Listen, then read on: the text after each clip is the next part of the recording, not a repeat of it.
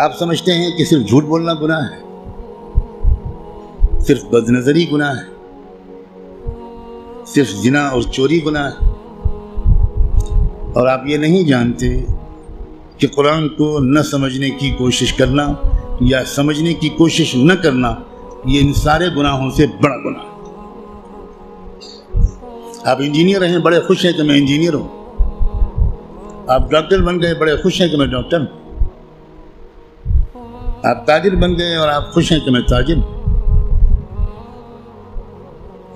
اور آپ کو اس کمی کا احساس تک نہیں ہے کہ میں کتنا بڑا محروم انسان ہوں کہ میں اللہ کے کلام کو جو صرف میرے لیے آیا تھا وہ میں سمجھنے کی کوئی کوشش ہی نہیں کی۔ میں مسلمانوں کی اکثریت، غالب اکثریت، وہ جو 5 وقت کی نماز پڑھتے ہیں وہ بھی، جو روزہ رکھتے ہیں وہ بھی، جو اپنے کو دیندار سمجھتے ہیں وہ بھی، جو کچھ دینی کام بھی کرتے ہیں وہ بھی، اس بڑے گناہ میں تقریباً سب شریک ہیں کہ وہ قرآن مجید کو سمجھنے کی کوئی کوشش نہیں کرتے اور قرآن مجید کو نہ سمجھنے کو گناہ نہیں سمجھتے یا سمجھنے کی کوشش نہ کرنے کو گناہ نہیں سمجھتے۔ تو آپ قرآن مجید کو سمجھنے کی کوشش فرض عین سمجھیں اور قرآن کو اب تک سمجھنے کی کوشش نہ کرنا یہ کبیرہ گناہوں سے بڑا گناہ سمجھیں۔ اور رمضان کا مہینہ جو گناہوں سے توبہ کرنے اور معافی مانگنے کا مہینہ ہے، اس میں سب سے زیادہ اس گناہ سے توبہ کریں۔ اللہ کے ہاں آپ کی بخشش اس سے کہہ کر نہیں ہوگی کہ اللہ حضرت میں تعلیم کے حلقے میں بیٹھتا تھا اور اس میں منتخب احادیث پڑھی جاتی تھی، اس میں فضائل نماز پڑھی جاتی تھی۔ یہ منتخب احادیث اور فضائل نماز اس لیے پڑھی جاتی ہے تاکہ قرآن پڑھنے کا، سمجھنے کا شوق پیدا ہو۔ اور اگر کوئی کتاب قرآن مجید کے سمجھنے کی کوشش کے راستے میں ایک رکاوٹ بنتی ہے تو میں کہنے کی ہمت بھی نہیں کرتا، ضرورت بھی نہیں سمجھتا کہ وہ کتاب یا اس کتاب کو یہ درجہ دینے والا اللہ کے ہاں کدھر کھڑا کیا جائے گا۔ رسول اللہ یہ شکایت کریں گے قیامت کے دن کہ سن لیجیے یہ قرآن میں آیا ہے، اور شکایت کیا کریں گے؟ یہ نہیں کہیں گے کہ ان کی ٹوپی 4 کونوں کی نہیں ہوتی تھی، یہ شکایت نہیں کریں گے رسول اللہ مسلمانوں کی ان کی داڑھی چھوٹی تھی۔ رسول اللہ شکایت یہ کریں گے کہ اللہ یہ ہے میری قوم جس نے قرآن کو چھوڑ دیا تھا۔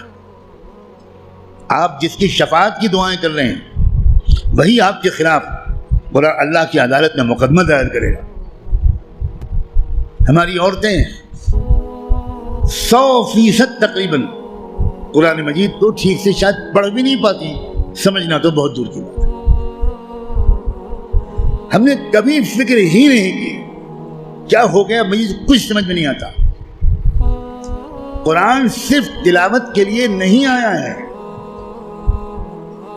اول تو کتنے لوگ سال بھر تلاوت کرتے ہیں وہ آپ خود جانتے ہیں، لیکن میں کہتا ہوں اگر آپ سال کے روزانہ تلاوت بھی کرتے ہیں تو ایک بہت نیک کام آپ ضرور کرتے ہیں، لیکن قرآن کا حق صرف تلاوت سے ادا نہیں ہوگا۔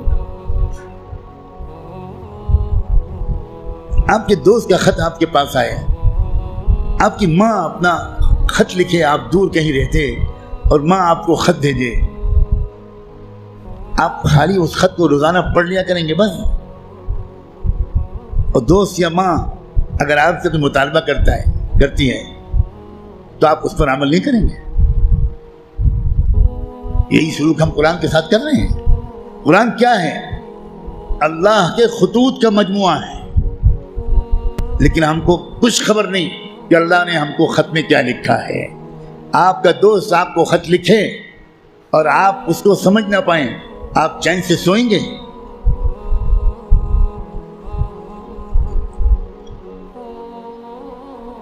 کسی کمپنی کا اشتہار آپ نے دیکھا، آپ نے اس کو اپنی درخواست بھیجی، وہاں سے جواب آیا، جواب ایسی زبان میں ہے جو آپ نہیں جانتے، آپ اس دن کھانا کھائیں گے اس خط کا مضمون سمجھنے سے پہلے؟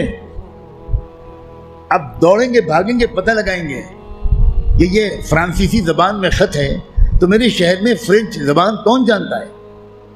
اور آپ اس کی خوشامد کریں گے ذرا اس خط کو پڑھیے اور مجھے بتائیے کہ اس نے کیا لکھا ہے۔ 24 گھنٹے نہیں گزرنے دیں گے آپ، اس سے پہلے اس خط کو سمجھنے کی بھرپور کوشش کر لیں گے، اس کا جواب بھی لکھیں گے۔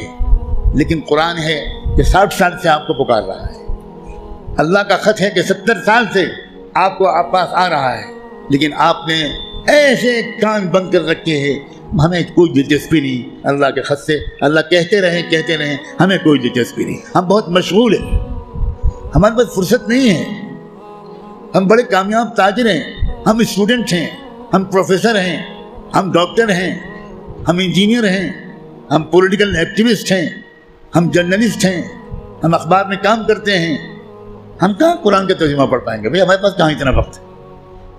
بھگتتے گا ہر وہ انسان، ہر وہ مرد اور عورت جو قرآن مجید کو سمجھنے کی کوئی کوشش نہیں کرتا اور قرآن کے مطابق اپنے آپ کو ڈھالنے کی کوئی سیریس کوشش نہیں کرتا، خون کے آنسو روئے گا وہ شخص، خون کے آنسو روئے گا۔ ایسا شخص تو جب قرآن کی تلاوت کرتا ہے تو قرآن اس پر لعنت بھیجتا رہتا ہے۔ اب غور تو کریں، رب قارئ للقرآن والقرآن یلعنہ، یہ میرے باپ کی اور پیر کی کہی ہوئی بات نہیں ہے، یہ بات صادق و مصدوق رحمت دو عالم صلی اللہ علیہ وآلہ وسلم نے کہی کہ قرآن بہت سے لوگ پڑھتے ہوتے ہیں اور پڑھنے کے درمیان قرآن اس پر لعنت بھیجتا ہے، اے اللہ یہ مجھ پر یہ پڑھ رہا ہے، اس پر لعنت۔ اب قرآن کی لعنت پر اللہ تعالیٰ قبول نہیں کریں گے؟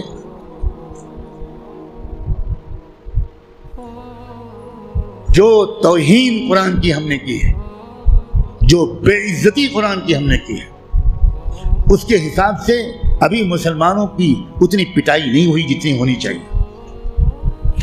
آپ اتنی پٹائی پر پریشان ہیں، ابھی تو شروع ہوئی ہے پٹائی، پھر دیکھیے گا آئندہ کیا ہوگا۔